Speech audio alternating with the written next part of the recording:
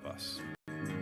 Our ancestors crossed mountain ranges, sailed open oceans to map new lands, and sought out the unknown, while always looking to the stars.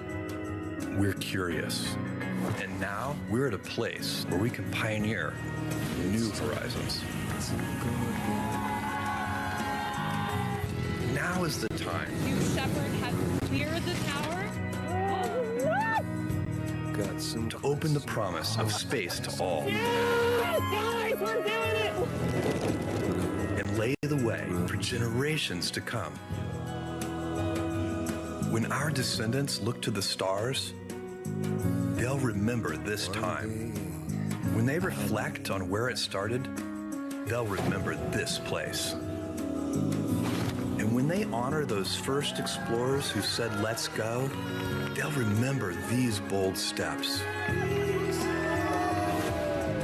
We are of blue origin. And this, Let's do this, New Glenn. is just the beginning.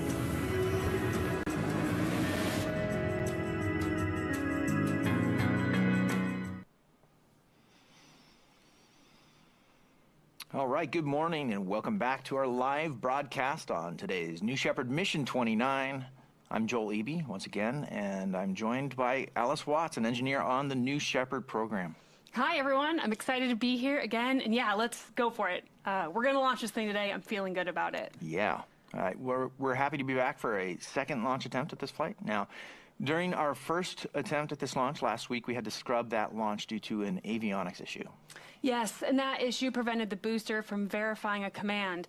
But we've since replaced the components involved in sending and verifying that command, and the new components have checked out successfully. All right, great news there. Well, today marks the 29th mission overall for our New Shepard flight program. And for those joining today who didn't get to tune in for the first attempt, it's a really special one. Today, it's all about the moon. Yes, we're going to be spinning up the capsule today to simulate lunar gravity for all of our payload customers on board. Completely unique. We haven't done this before. We've got a lot of folks at Blue who've been looking forward to this specific flight for a very long time. Tell us more about what's up today. Yeah, so there's no crew on board today's flight, but we are flying a payload mission. And one neat thing about our system is that we can interchange all of our modules, our capsules, our engines, as well as our boosters. We can kind of mix and match them. So you might remember a couple missions back, we launched an all-new capsule and booster combo. That was back on NS-29.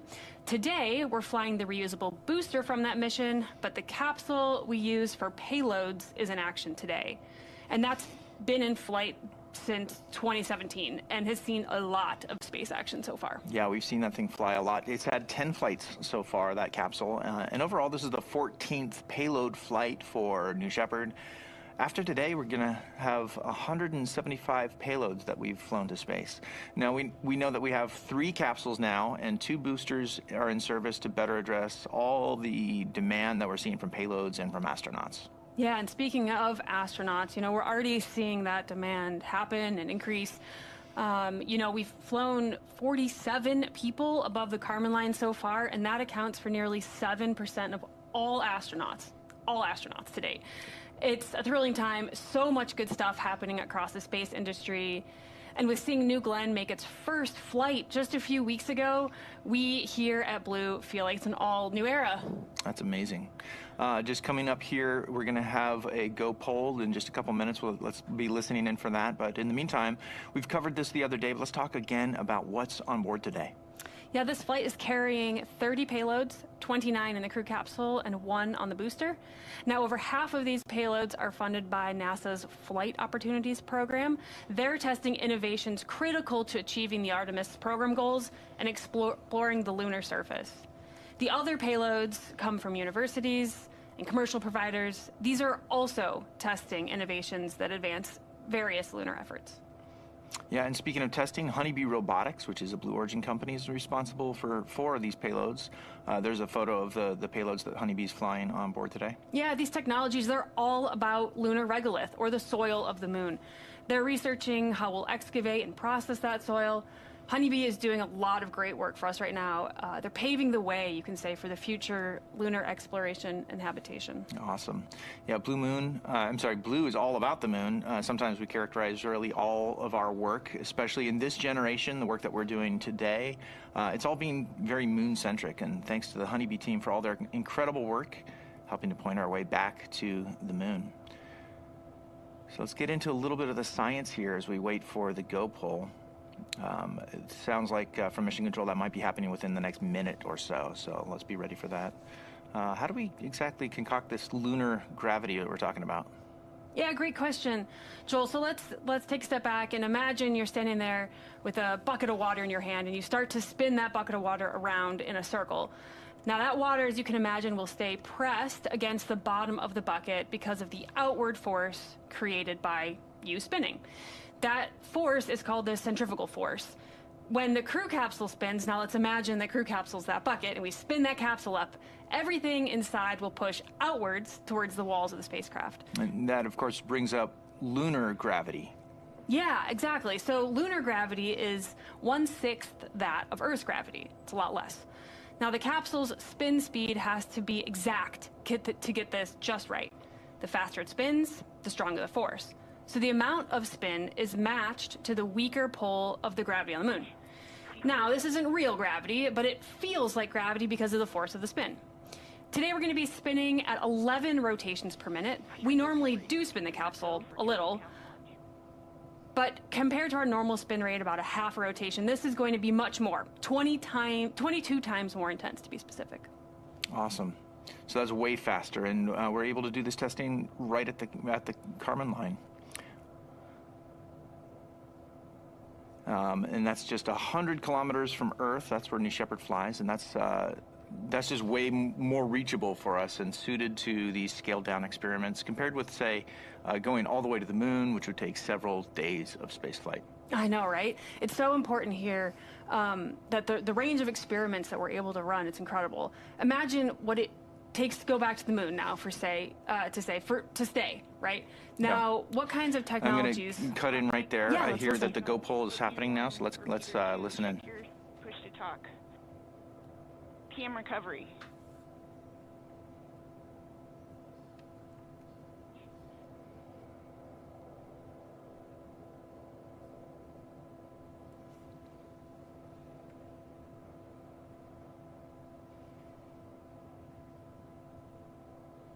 Booster commence terminal count. We'll go.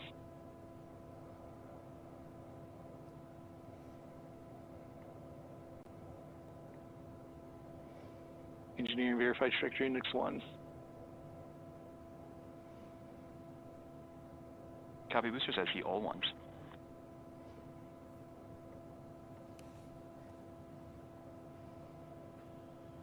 Enabling onboard power.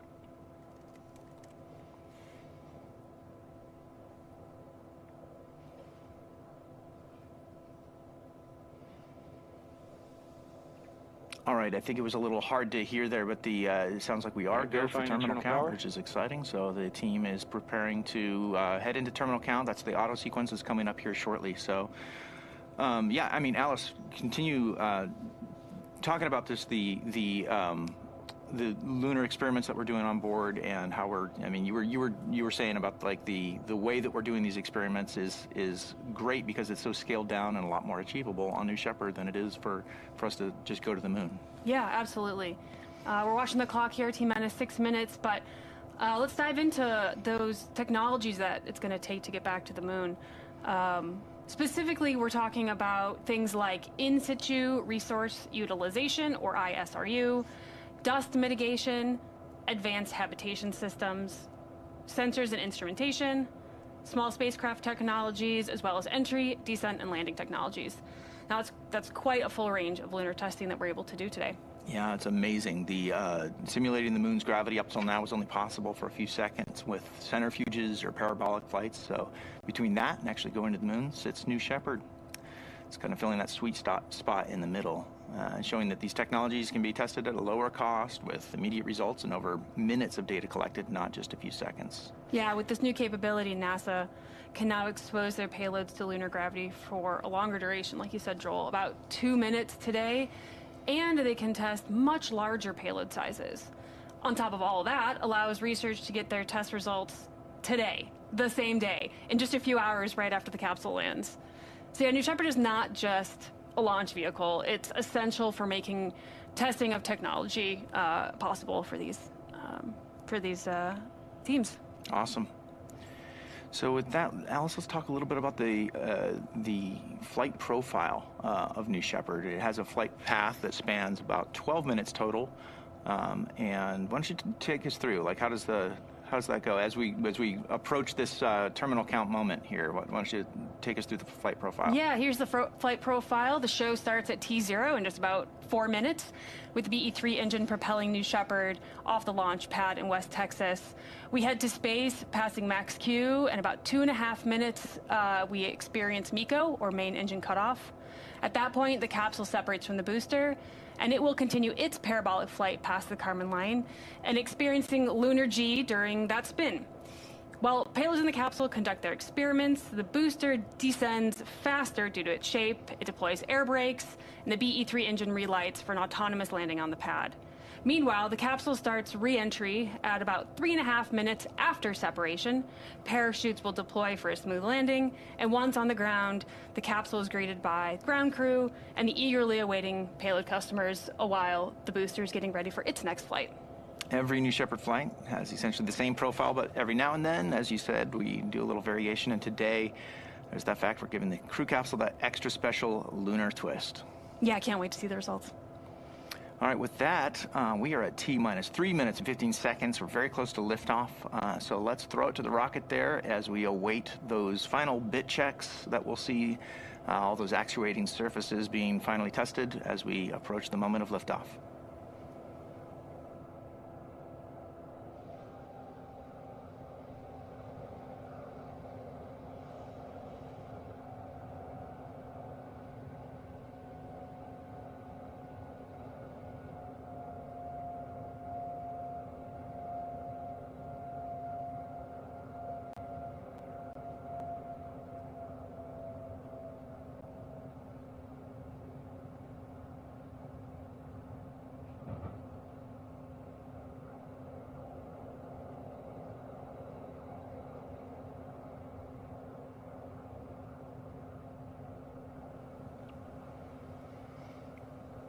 All right, welcome back. This is the NS-29 mission for New Shepard, the 29th for the program and the 14th payload flight for New Shepard. Very exciting. We are in auto sequence right now as the vehicle is basically taking over command of itself. It's becoming autonomous now. Yeah, and you can see right there from this view that bridge retracting from the capsule. Always a great sign that we're really close to launch. Let's stand by and watch these beautiful views from West Texas.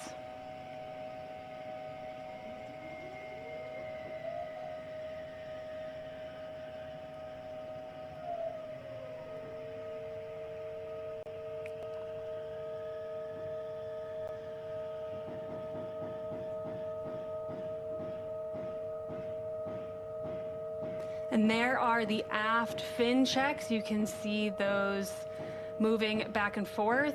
We do that right before liftoff to make sure we can steer the vehicle on ascent and descent. We're coming up here to T-minus 1 minute and 5 seconds. The vehicle is coming alive. You can hear that. I know. It's incredible. The sounds of the launch pad.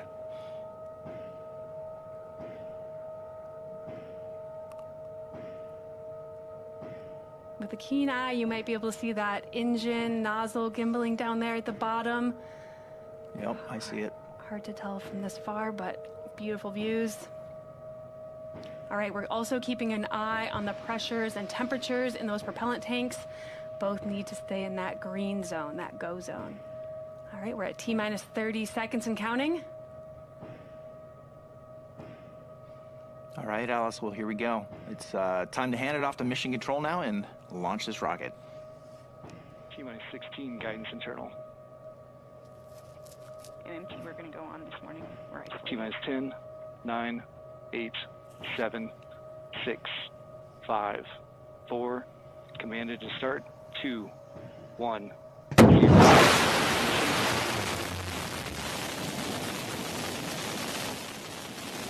And liftoff.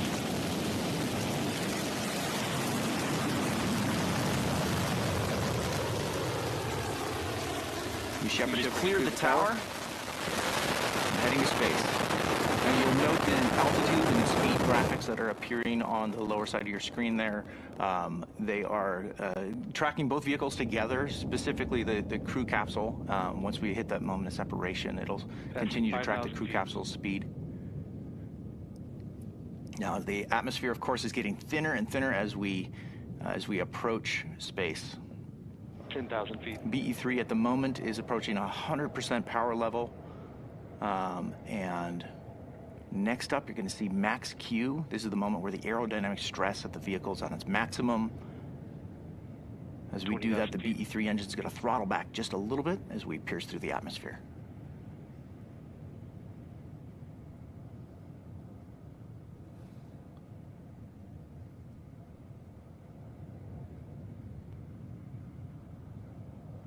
And we've passed max Q. So at this point, BE-3 is back to 100% of its power. It's accelerating faster and faster as it reaches up through the thinner, higher upper atmosphere.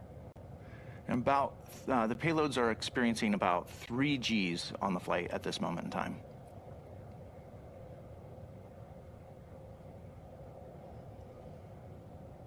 About a minute, 45 seconds of boost so far. Now, the velocity meter, as you can see, is not correct. We're going much faster than 25 miles per hour, so ignore that. Trust your eyes as you watch that vehicle fly.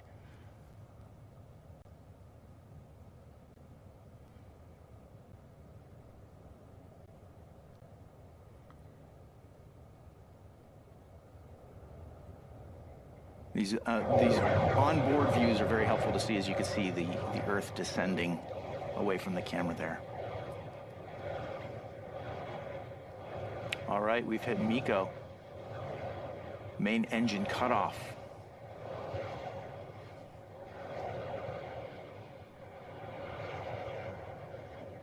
Shortly here, we'll see separation.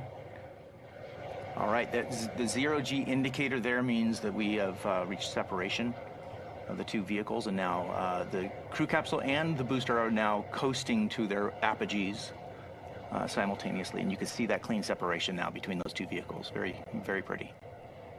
That's a good, clean view.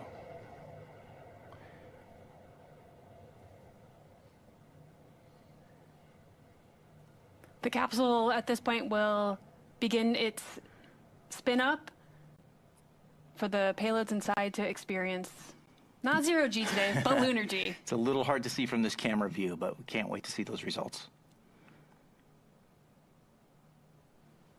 Now, the booster has begun its descent. You can see that booster is making, there's a lot of separation there between the crew capsule, the top picture, and the booster down below. The data that you're seeing now needs to be refreshed on the screen, so apologies for that, but the booster is going to land about 2 miles north of the launch pad down in West Texas, right back at the launch site.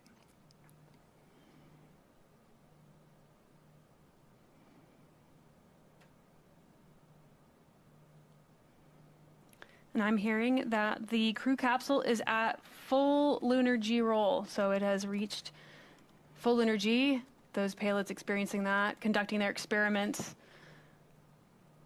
doing all the science that they've waited months and years for in some cases. That's right. Yes, we've been looking forward to this flight for a very long time.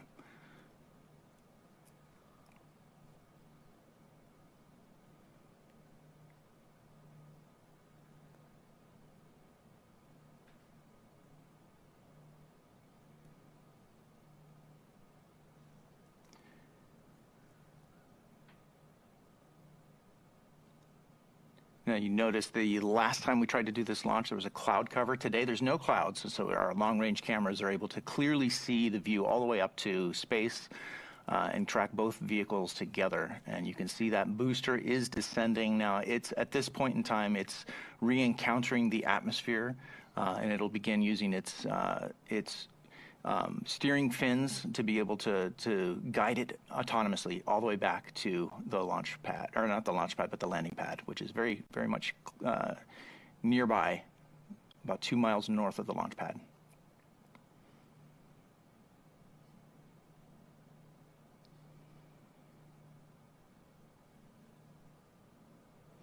At this point, the capsule has also reached its apogee, and it is still spinning, but it will begin to slow down as it and stop spinning as we re-enter the atmosphere here shortly.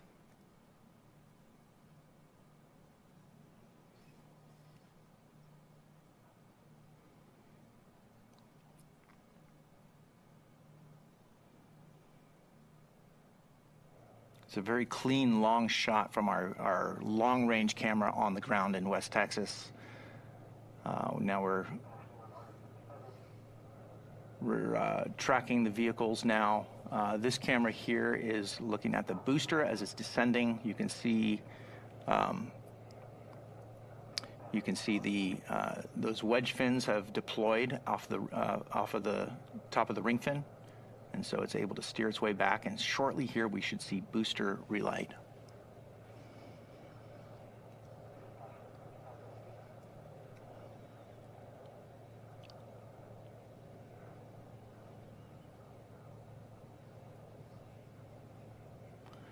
All right, here's a nice side-by-side to see the crew capsule on the left side and the booster on the right side of your screen as they're both descending. The booster is winning that race to the ground. It's nearing the ground right now. Those air brakes have deployed, which is really cutting the booster's velocity down. Again, ignore the stats that you see on the screen. Those are not accurate today. All right, there's engine relight.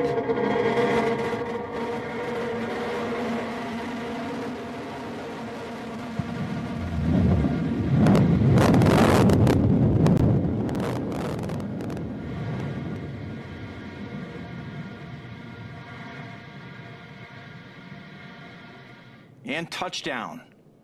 All right. Love to see that. A clean booster touchdown. And then here's the crew capsule. Yep, Still we got descending. eyes on the capsule.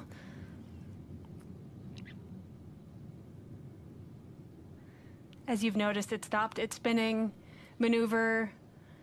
The payload's inside. We are re-entering the atmosphere. We've experienced up to 5 Gs on descent. We're awaiting parachute deployment. Let's take a look.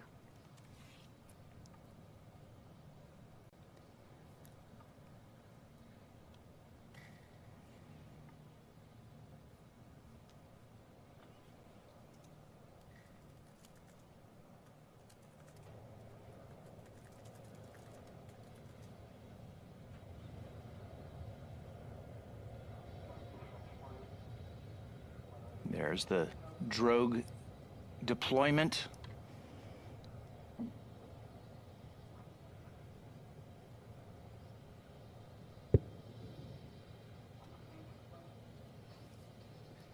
And there you see the main parachutes being pulled out by those drogues. Beautiful. Beautiful. We love to see it. Now, if you've got a keen eye, you might note the parachutes have a slightly new design. And you can see one of those is lagging on its inflation, but that's all right. We've designed the system to have backups to the backups. This system can safely land with fewer than 3 parachutes. So we're going to continue following this as it approaches the West Texas desert, and it looks to me like the stats that you're seeing on the screen are accurate there for the capsule descent. That's the correct expected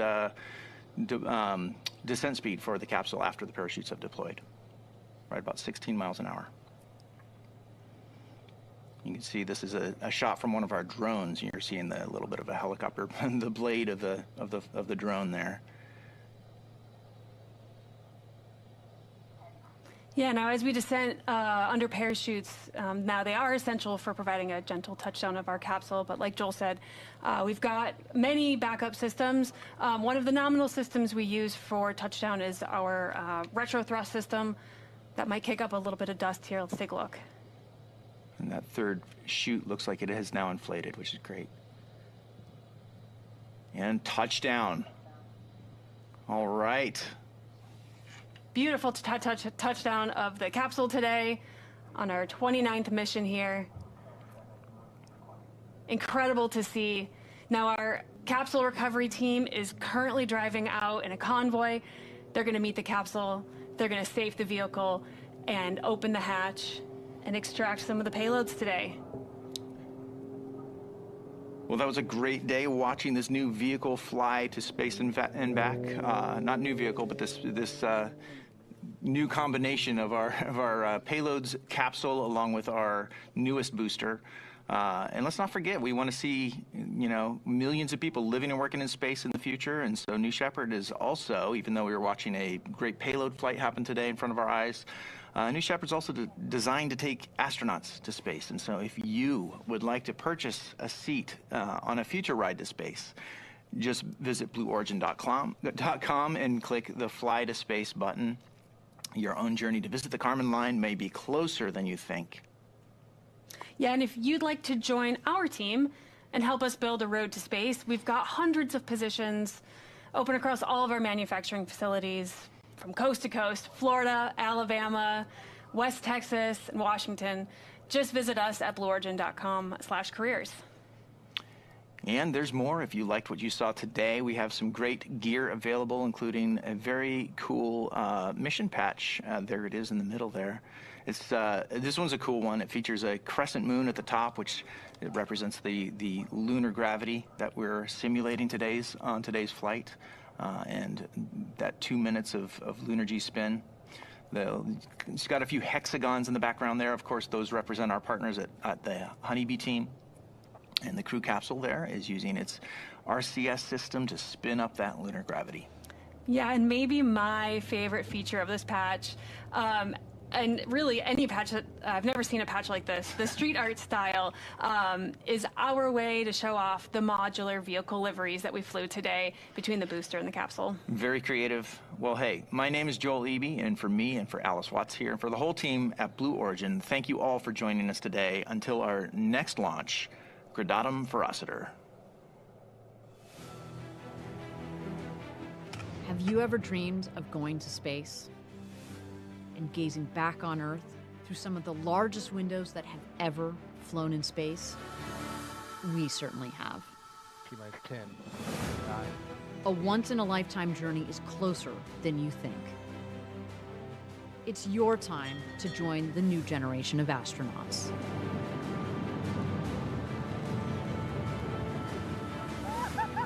To book your flight, visit blueorigin.com and click Fly to Space. Tell us as much as you can about yourself. We welcome you to the final frontier.